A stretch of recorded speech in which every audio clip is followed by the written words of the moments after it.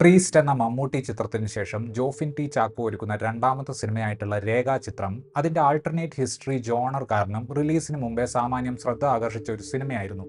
എന്നാൽ സിനിമയിലേക്ക് വരുമ്പോൾ ഈ ആൾട്ടർനേറ്റ് ഹിസ്റ്ററി ട്രോപ്പ് വളരെ ജനറിക്കായ ഒരു ത്രില്ലറിനെ ഒന്ന് എൻഹാൻസ് ചെയ്യാൻ വേണ്ടി ഉപയോഗിച്ചതുപോലെയാണ് തോന്നുന്നത്.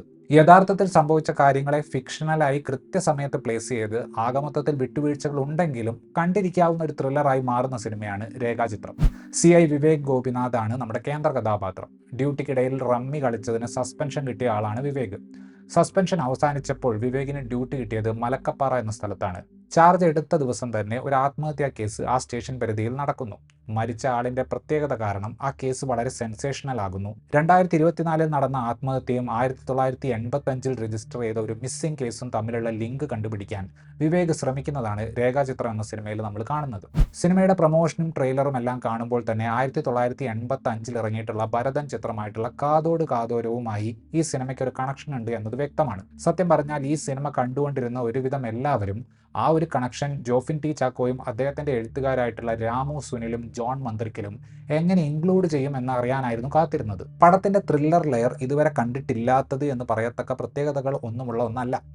ആരാണ് കുറ്റകൃത്യം ചെയ്തത് എന്ന് നമ്മൾക്ക് ഊഹിക്കാൻ പറ്റില്ലെങ്കിലും ചെയ്തത് ആരാണെന്ന് അറിയുമ്പോൾ പ്രത്യേകിച്ച് ഞെട്ടലൊന്നും തോന്നാൻ സാധ്യതയില്ലാത്ത തരം ട്വിസ്റ്റുകളാണ് സിനിമയിലുള്ളത്.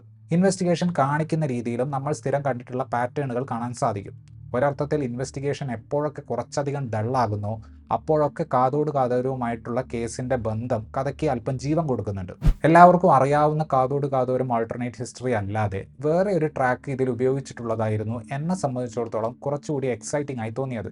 പ്രധാനപ്പെട്ട സ്ത്രീ കഥാപാത്രത്തെ കുറച്ചുകൂടി നല്ല രീതിയിൽ അറിയാൻ ഈ പറഞ്ഞ രണ്ടാമത്തെ ട്രാക്കാണ് സിനിമയെ കൂടുതൽ സഹായിക്കുന്നത്.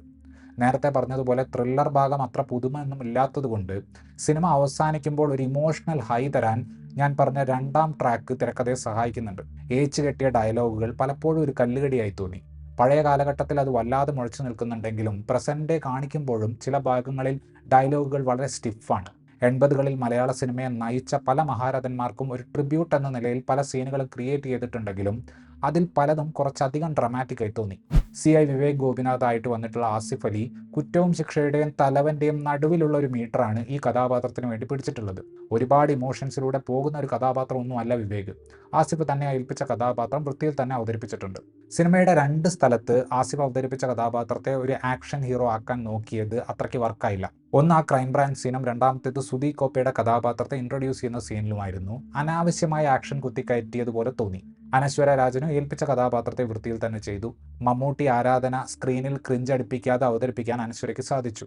പഴയ കാലഘട്ടത്തിലും പുതിയ കാലഘട്ടത്തിലും ഉള്ള ആളുകളായി കുറെ പേർ വരുന്നതുകൊണ്ട് യഥാർത്ഥ ജീവിതത്തിലെ അച്ഛൻ മകൻ ഡ്യുവോകളെയാണ് പല സ്ഥലത്തും ജോഫിൻ ഇതിനു വേണ്ടി ഉപയോഗപ്പെടുത്തിയിട്ടുള്ളത്. അതിൽ സംവിധായകൻ കമലിന്റെ മകനായിട്ടുള്ള ജാനുസ് മുഹമ്മദ് ഉൾപ്പെടെ വരുന്നുണ്ട്.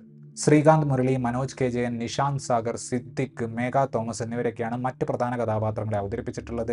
ആട്ടം ഫെയിം സെറിൻ ഷിഹാബിനും സിനിമയിൽ ഒരു പ്രധാനപ്പെട്ട കഥാപാത്രത്തെ ലഭിച്ചിട്ടുണ്ട്. അഭിനന്ദിക്കാവുന്ന കുറച്ച് ആസ്പിറേഷൻസ് രേഖാചിത്രം എന്ന സിനിമയ്ക്കുണ്ട്. കാരണം റിയൽ ലൈഫ് സാധനങ്ങളെ ഉപയോഗിച്ച് ഒരു കഥ പറയുക എന്ന റിസ്കി ടെറൈനിലാണ് പടം പ്ലേസ് ചെയ്തിട്ടുള്ളത്. ഞാൻ നേരത്തെ പറഞ്ഞതുപോലെ ത്രില്ലർ ഭാഗം വളരെ യൂഷ്വലായി തോന്നിയപ്പോൾ പ്രധാന സ്ത്രീ കഥാപാത്രത്തിന്റെ ഹിസ്റ്ററി നായകൻ മനസ്സിലാക്കുന്ന ഭാഗവും അതിലേക്ക് അയാൾ എത്തുന്ന ഭാഗവും കുറച്ചേ ഉള്ളുവെങ്കിലും ഒരു ഇമോഷണൽ എലമെന്റ് ആ ഭാഗത്ത് വർക്കാവുന്നുണ്ട്. മെഗാസ്റ്റാറിന്റെ ഇൻവിസിബിൾ പ്രസൻസ് ഉപയോഗിച്ച് ആ ഒരു ഇമോഷണൽ എലമെന്റിനെ ജോഫിൻ ടി ചാക്കോ പരമാവധി ഉപയോഗപ്പെടുത്താനും ഈ സിനിമയിൽ ശ്രമിച്ചിട്ടുണ്ട്. ഇത്രയുമായിരുന്നു രേഖാചിത്രത്തെക്കുറിച്ചുള്ള എൻ്റെ റിവ്യൂ. സിനിമ കണ്ടവർ സ്വന്തം അഭിപ്രായം കമന്റിൽ പങ്കുവയ്ക്കുന്നു കരുതുന്നു. റിവ്യൂ ഇഷ്ടപ്പെട്ടാൽ ഒന്ന് ലൈക്ക് ചെയ്യുക, പറ്റുമെങ്കിൽ ചാനൽ ഒന്ന് സബ്സ്ക്രൈബും ചെയ്യുക. താങ്ക്